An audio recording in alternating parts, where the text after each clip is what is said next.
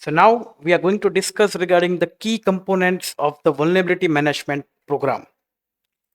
So if you take any robust vulnerability management program, it's built upon the 5 interconnected components: the asset inventory, the vulnerability scanning and assessment, vulnerability prioritization and risk assessment, followed by remediation and mitigation strategies, and the last one is reporting and monitoring. Let's have a look regarding all of them in detail.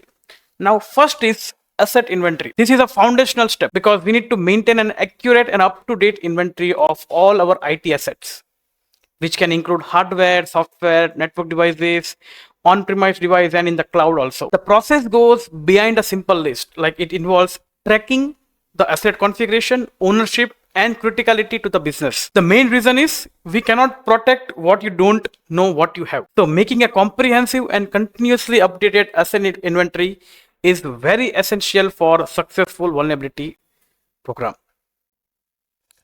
Then we have something called as vulnerability scanning and assessment. This component is the active hunt for the weaknesses.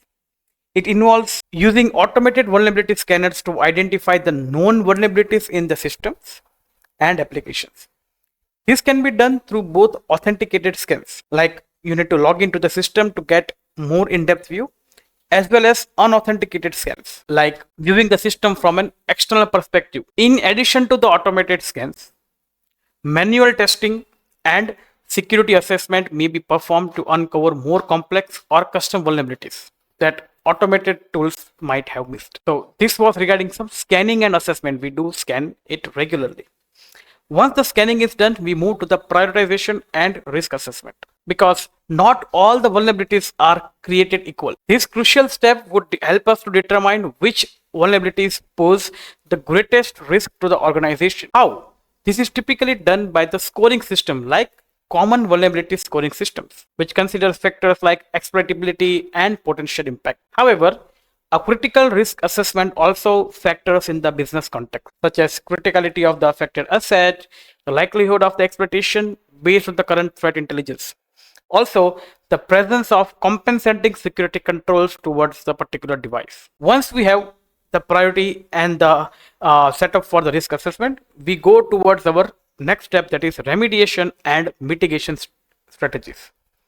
So once prioritized, vulnerabilities must be addressed. Remediation involves taking direct action to fix the vulnerability, such as applying security patches or updating software or even reconfiguring the systems. When immediate remediation is not possible, mitigation strategies are employed. Like this could include implementing compensating controls, maybe a firewall rule to block a vulnerable port, or even maybe temporarily disabling a vulnerable service. A clear and timely remediation workflow is critical for reducing the organization overall risk posture. After that, we have the reporting and monitoring section. This is the final component that ensures the program is effective and continuously improving. Reporting provides visibility into the state of the program, including something like scan results, the remediation progress, the key performance indicators. This information is shared with both the technical team as well as the leadership team to justify the resources and to demonstrate the value addition. Continuous monitoring for new vulnerabilities, security alerts, and advisories ensures the programs remain very proactive, and this would allow the organization to respond to emerging threats as soon as they are announced. So now let's go ahead with our vulnerability management lifecycle. So the vulnerability management lifecycle is typically a 6-stage process to design, continuously find, assess, and fix the security weakness. Okay, how does it look? This is how on the diagram basis it looks like. We have the discovery, assessment, prioritization, remediation, verification, reporting, and monitoring. The points that we discussed above. This is the actual lifecycle to manage the complete vulnerabilities end to end. The first stage is vulnerability discovery. What does vulnerability discovery involve? The initial phase focuses on finding the potential weaknesses, and there are certain methods that includes like penetration testing, code reviews, fuzzing sort of things. And we can gather information from variety of sources like vulnerability database, vendor advisories, bug bounty programs, threat intelligence feed sort of things. So here the main goal is to find the potential vulnerabilities that can occur inside our device. Once we have the information with place, we go for the next level, that is vulnerability assessment. In this stage, we are focusing on to identifying and analyzing vulnerabilities using variety of scanning techniques, maybe on the network level, web application level, database level. Assessments can be authenticated with credential or unauthenticated from an external perspective. The goal is to understand the scope and the severity of the vulnerabilities. So this is regarding the assessment that we have to create. Authenticated to provide passwords and username, unauthenticated to scan it from an external point of view. We can also have false positive and false negative. False positive ratio is the vulnerabilities that are reported by the scanner but that does not actually exist. Something wrong is happening. And false negative is the vulnerability that exist but are not detected by the scanner. So one, it was detection but there was no actual vulnerability, and the second is there was the vulnerability but was not detected by the scanner. So both of them needs to be taken care thoroughly. After that, we have something called as vulnerability prioritization. How do we prioritize? We have seen the CVSS score and the qualitative risk assessment to be taken care here. So in this phase, we are ranking the vulnerabilities based on their risk to the organization. So with the scoring system like CVSS, we can consider the exploitability of the vulnerability, the criticality of the most affected asset, and the current threat landscape present. This would help us to ensure that the most critical issues are addressed first.